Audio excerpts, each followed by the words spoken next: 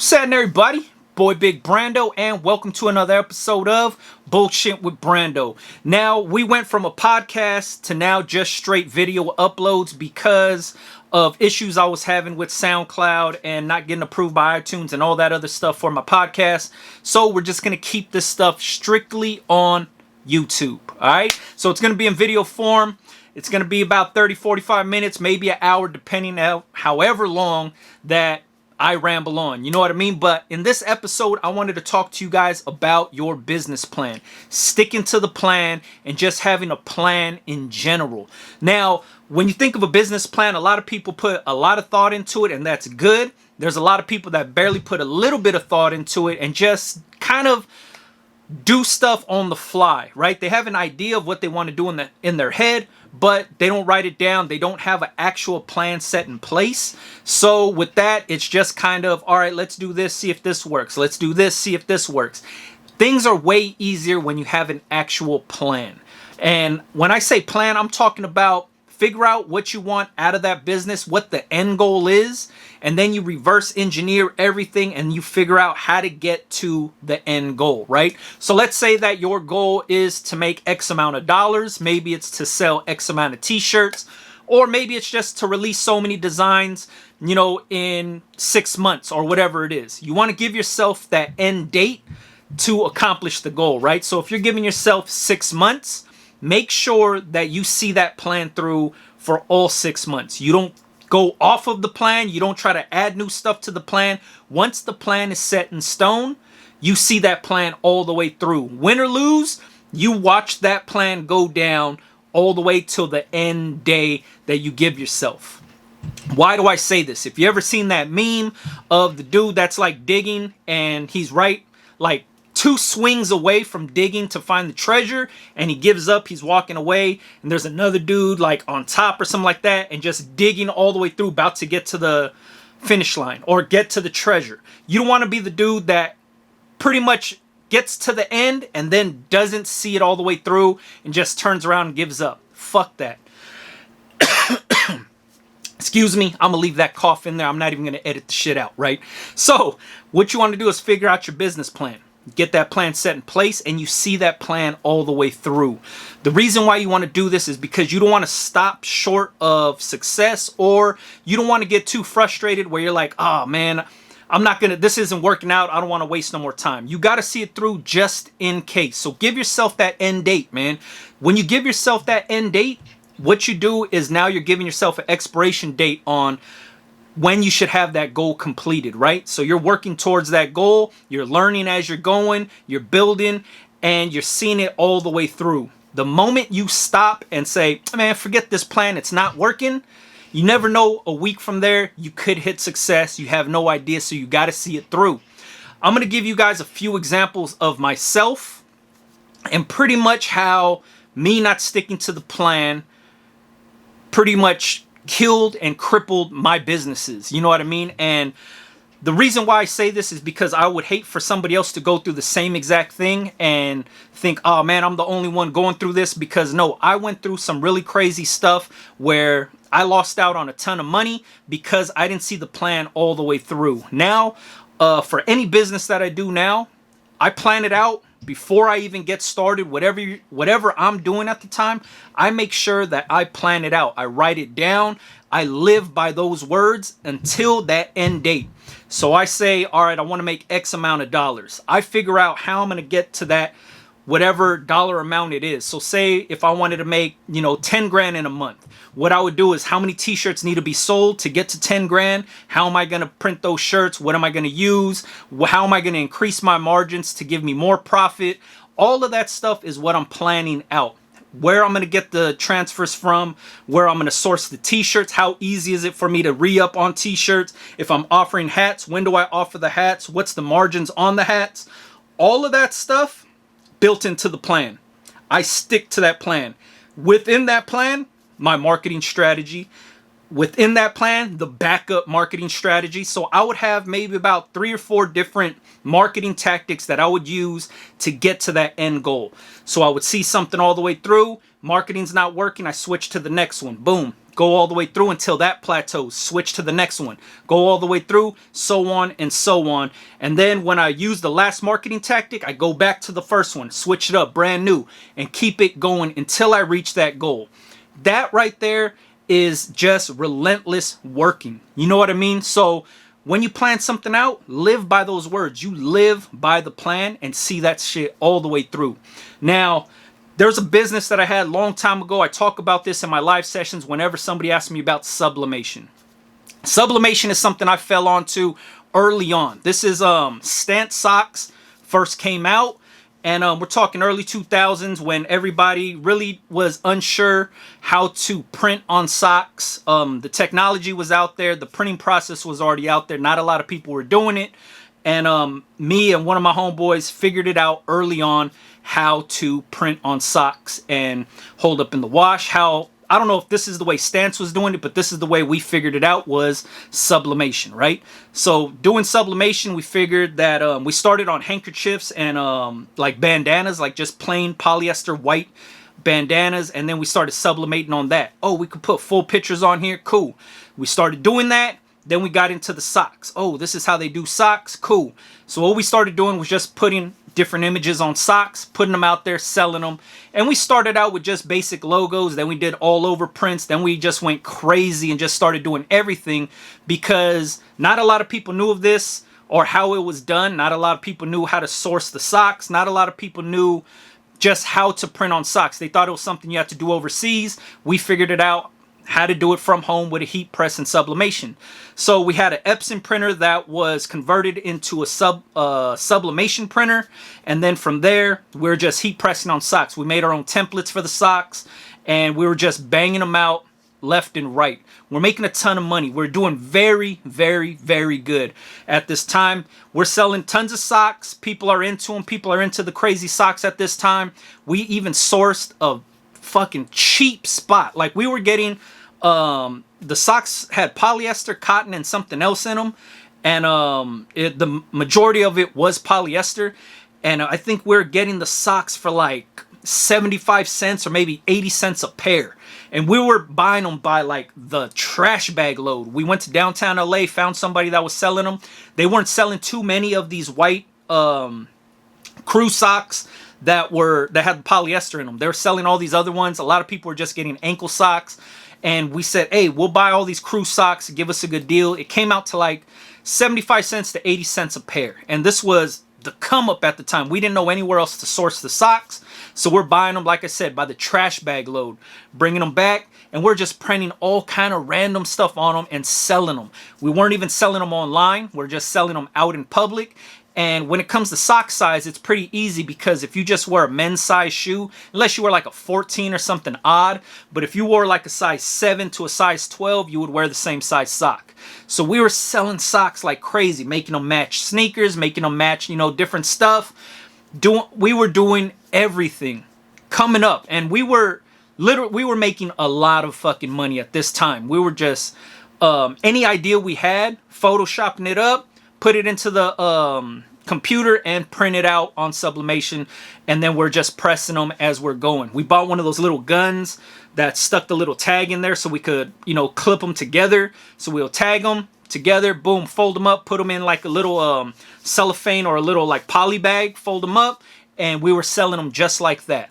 Now, the reason why a lot of it didn't work for us, or the reason why we didn't stick to the plan, I should say, is because after a while, not people caught on to what we're doing, but people wanted the Nike Elite socks or Hyper Elite socks. They were like white socks, and they had like the Nike logo on the side and then something going down the back of the ankle, like down the Achilles. And it had like a little line with like some little letters. If you know what a Nike Elite sock is, or you just Google it, you'll see a lot of people were sublimating on these socks because they had a high polyester count in them, and you were just able to sublimate on them. So a lot of people were into the Nike Elite socks. So us sourcing these 75-cent socks or 80-cent socks were cool. People were still buying them, but a lot of people at the time were into Nike Elite socks. So what we started doing is buying the Nike Elite socks, sublimating on those, but it came at a higher price, right? Because we weren't getting them for wholesale. We were pretty much buying them, and what we would do is just try to find it on sale, or we would go somewhere, like we would go to Marshalls, and maybe Marshalls or Ross would sometimes have Elite socks for like maybe $4 cheaper than retail. We'll buy those up and we're selling them and we're doing decent. But at this time, a lot of people are starting to figure out sublimation. A lot of people are figuring out how we do it, or just how to do it in general. So a lot of people are starting to jump on, right? So people are sublimating on Nike Elite socks. They're selling them for like $50. Really crazy price, right? Not a lot of people are buying them at that time, but a lot of people are starting to saturate the sock world. So what we did was we got out early, right? We didn't see the plan all the way through. We didn't stick to what we wanted to do, of the dollar amount that we wanted to hit. We said, oh man, everybody's starting to do it. Let's get out of here because there's too much competition, right? So we thought the whole sock game was going to crumble. When we got out, it didn't even peak yet. That's what I mean. We didn't follow the plan. We didn't see it all the way through. We got off the ride when it was still going up. You know what I mean? If this was a roller coaster, we were still going up and we jumped off the ride and said, oh, forget it. You know, there's too many people doing it. We didn't even peak. We didn't even get to the top yet. And Stance, all these other sock companies started blowing up. A lot of people started doing socks and they were making a ton of money. And we thought we were ahead of the game. Like, oh, let's get out now. While we made a decent amount of money, let's get out now before everybody else starts doing it and messes up the whole market. That didn't happen. That bubble never popped for years. Like we got off so early, we could have made way more money, but we got off so early just because we're ahead of ourselves and we just thought, oh man, like we got to get out now because it's starting to get saturated. It's getting corny. There's too many people doing it. But we were there early on, knocking these socks out and just killing, man. I remember going to sneaker shows and just duffel bags full of socks, and we're just killing stuff, man. And I'm talking, we're getting them for 75, 80 cents a pair, and we're selling for $10 to $15, and we were coming up, man. I'm talking about, this is before Nike dropped the Galaxy stuff. I don't know if you remember that All-Star weekend when they had the Galaxy Foamposites and just a ton of Galaxy themed stuff. This is before that. When people were doing the Galaxy socks and all that, this is way before that. So we, like I said, we jumped off early on and we didn't see it all the way through. And what sucks is we seen all these other companies that came up after us that we thought were saturating the market, thriving. They were making tons of money and we were sour, bro. We were so mad that we jumped off, that we killed our momentum, where we couldn't even get back into the game because we left an open slot for a bunch of people to take over. And if we would have stuck to the plan and stuck to the dollar amount that we wanted to make, we would have easily made that in about maybe 6 to 8 months if we would have stayed on. But all these other guys, what they did was they just started coming up, man, and they were on for years. Like the sock thing didn't die out until 3 years after all of that. I mean, the Nike Elite socks and stuff like that started to fizzle out, but just crazy socks. Obviously, look at Stance. Stance is killing it. You know what I mean? They don't even do sublimated socks no more. They're doing all kind of other stuff. But you got to remember that we just thought that, oh man, let's get out now because market's getting crazy and a lot of things are starting to look corny and look forced. We don't want to be a part of it, so we wanted to jump off early thinking we were getting out ahead and on top. But really what we did was we got out before we even peaked, and we lost and left so much money on the table that it was disgusting, man. So that right there showed us, hey man, you got to see this plan all the way through. You have to, by any means, you have to stick to the plan. And like I said, if it's a sinking ship, you keep at the plan until that ship is sunk. You know what I mean? You got to see it all the way through to that end date, just so you know there will be no what ifs at the end of that. You can't sit back and be like, oh, what if I would have did this? Or maybe I could have changed this. No, you see it through so you know if that was a flop or if it was a win. You know what I mean? You just have to see it through. And it's like that. I live by it now. But early on, I thought I knew everything and I thought I was just doing it. I said, oh man, forget the plan. You know what I mean? Let's just get out now. We made so much money. It's kind of like gambling, right? Like you're up on the table. You kind of still want to play to make a little bit more, but you want to be smart and responsible and like, let me just get off and go home with what I got. You don't know if you could have made more or you could have lost it all. You just want to get out when you feel it's right time. It definitely wasn't the right time for us when we got out. So try to see it through. Another example I wanted to give you guys was me and my same homeboy. We leased the ice cream truck. This was one of our $1 million ideas that could have possibly made us $1 million, but we didn't know what we're doing at the time. The idea was lease the ice cream truck, fill it up with t-shirts. If you ever been around an ice cream truck, you know that there's stickers on the outside of the ice cream truck with whatever popsicles and ice creams that truck has. Instead of ice cream, we put pictures of our t-shirts. It looked like an ice cream truck, had ice cream truck noise, but every single sticker was t-shirts that we had on the truck, and we would pull up to sneaker campouts. You know, when people were buying sneakers and they'd line up outside the store overnight, what we would do was pull the ice cream truck up to everybody camped out, like, boom, what's up, man? We slanging these t-shirts. We knew what shoe were coming out, so we'd have a few shirts that match those shoes. Boom, what's up, man? We got shirts for you guys, and we made a decent name for ourselves around the area of just pulling up with our ice cream truck, banging stuff out, right? The reason why things didn't work out, we made a ton of money doing it, and we did it for a little while. We leased that truck for a year, but we didn't see the full year through.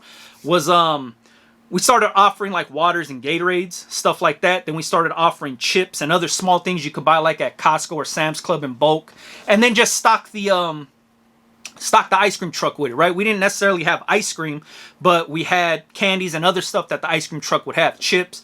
So you got to figure these guys are waiting, camping out for sneakers all night. You pull up and you got snacks on the truck. Obviously, they're going to buy snacks. A lot of them got cash in their pockets. Boom, boom, boom. Buying t-shirts, buying snacks. And soon enough, we turned into more of just the ice cream truck than actually slanging the shirts, right? We're like, oh, we're making money selling chips and Gatorades and water and just random candies, Mexican candies, all that stuff on the truck. But we were selling the clothes, but we weren't really pushing them no more. We just turned into somebody supplying snacks. You know what I mean? So we're starting to veer off the plan a little bit because we're noticing, oh man, we got to double up on chips. Oh, Sam's Club got the 50-pack of Flaming Hot Cheetos. We need to get those. We need to get, M&Ms. People always hit us up and they want Snickers. They want all these different things. Gatorades, waters. We have coolers, we have all kind of stuff in the truck, but now we're just supplying snacks and not necessarily focusing on the t-shirts anymore. We just got known as the ice cream truck that pulls up, that got snacks, that's feeding people in line. We're making decent money, but we're not pushing the shirts no more, right? We're just pushing snacks. And if we would have stuck to our guns and kept the snacks to a minimum and more so the t-shirts, we would have been killing stuff. We would have been doing a lot better than what we were. But we just didn't understand. We were putting our energy into the wrong things, right? But obviously, if snacks are making money, you know what I mean? And the margin's pretty good. If you're buying, a whole case of Gatorade and you're selling the Gatorade for like $2, but the case of Gatorade only costs like $7 or $8 at Costco. And then we're buying chips, we're buying candy in bulk. We're just supplying all of this stuff that is really cheap to buy, but we're selling it, obviously doubling our money, tripling our money, which is cool, but it's not t-shirts. You know what I mean? We were there to sell the t-shirts, but we started just stocking, and then next thing you know, we don't have enough room for the t-shirts on the truck because we need space for all the snacks and all the coolers we got and all that stuff, that we were just like, what the hell are we doing? Did we just turn into an ice cream truck? And the reason why we didn't want to put actual ice cream was because of the coolers that are in there, like the actual legit freezer coolers to put ice cream in. We didn't have those on the truck. We didn't have permits to sell ice cream. You have to have a certain permit if you want to sell perishable type stuff or just food in general. We're just selling t-shirts. And it was a good idea, right? The thing that was crazy was we were going to end up doing a food truck, like an actual food truck, and sell like breakfast sandwiches and stuff like that to the this is how far our brain went after just doing this one thing, we were already thinking of supplying, you know, like breakfast sandwiches and breakfast burritos to camp, you know, people camping out. And we weren't even thinking about t-shirts no more. We're just thinking about other stuff. So our brains go far left, far right, and we're not even thinking about the plan anymore. We're just thinking about ways of making money utilizing this truck. In the meantime, we were one of the only ice cream trucks that were doing this. And then let's say 2 or 3 years later, Levi's, the jean company, denim company, has a big ass ice cream truck, fully built out, like exhibit, pimped my ride, the whole truck. And it was crazy. It was, we lost our truck. We didn't even have it no more. But that Levi one was shitting on everybody. And they would pull up. After that, I know there's a lot of other companies that came out with ice cream trucks that really served ice cream and promoted whatever they were selling.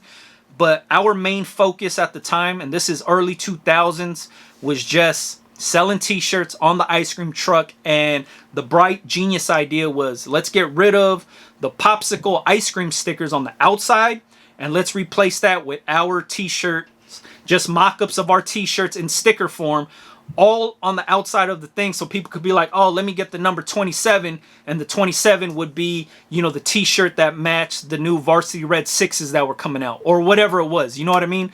So our idea was dope. If we would have stuck to the plan, we would have made way more money than we actually did. If we would have seen it through, that truck would have lasted for another 5-6 years if we would have stuck to the plan, because not a lot of people were jumping on to something like that at the time. A lot of people were focused on online. A lot of people were focused on other things. MySpace was going at that time. I think, I don't remember if Twitter was already around, but I know MySpace was going. And we just weren't in tune with social media and online and stuff like that at the time. We were more focused on reaching the people and knowing where the people were. Being that we were into sneakers, we knew where the, you know, what stores were releasing what. We knew how to kind of maneuver around and where majority of our target audience would be. So boom, Friday night, shoes are going to release on Saturday. Load up the ice cream truck, man. Let's go drive it out there and serve some shirts up. Serving shirts turned into serving snacks, and we just lost sight of the whole goal in general. At that point, we're just thinking of getting a food truck and just doing other stuff that we're so far gone off of the plan that we ended up not driving the truck for the remainder of the lease and just kind of saying, all right, you know what, screw it, man. Let's just start working on another brand, another business venture. But we did not see that plan all the way through. And it really hurt once we started seeing these bigger companies doing the same exact thing that we were already doing. Like I said, Levi's. There was a few other trucks that came out. Really dope trucks, way better than ours. But they were basically doing the same thing that we were doing 2 or 3 years prior to that. And, you know, we lost out and we didn't understand what we had. We didn't understand the gold mine we're sitting on, the idea.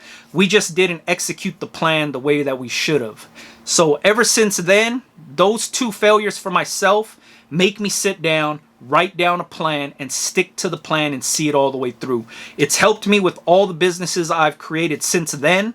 But are all businesses, if you stick to the plan, is it successful? No, I've had a few businesses fail even with sticking to the plan. But I'm glad I seen the plan all the way through, so that way I have no regrets and I have no what ifs about the business, because I know this was the best plan put forward for myself, and I seen it all the way through. It wasn't profitable, it wasn't successful, and I would never revisit that brand or that business again, because I know I put my all into that business and it didn't work out. You know what I mean? And is it my fault? No, it was just not my time for that business. So what do? Think of another one, create a new plan, learn from the mistake, and then just keep the ball rolling. You know what I mean? Figuring out, oh, this didn't work with this business, so let's make sure I don't do that with this new business. You know what I mean? Hopefully this helped you guys out. Like I said, BSing with Brando is just going to be a video series now. It's no longer going to be a podcast. There will no longer be separate audio on SoundCloud or anything like that. You could just find it here on YouTube. You know what I mean? Click it, watch it. You don't even got to watch my face, but you can listen to the audio through YouTube, and you'll get the same full effect. You know what I mean? I'm going to be dropping a lot of these weekly, so make sure you stay tuned. For everybody that likes BSing with Brando, I appreciate you. For the people that thumbs it down or don't even care about BSing with Brando, maybe because the video's too long or whatever, I understand that too. Not a problem. I'm still going to drop my regular videos, but BSing with Brando is back in just video form only. All right. Appreciate everybody. Appreciate all the Patreon people. If you are on Patreon, obviously you see these videos before they hit YouTube. And I appreciate you just for getting down with the channel, man. I want to help you guys not make mistakes that I already made and keep a lot more money in your pockets and potentially fill up one of your other pockets. You know what I mean? All right. If you guys got any questions or if you want to keep the conversation going, leave it in the comments, because you already know I go back and forth with everybody in the comments. Catch you guys on next one. Yeah.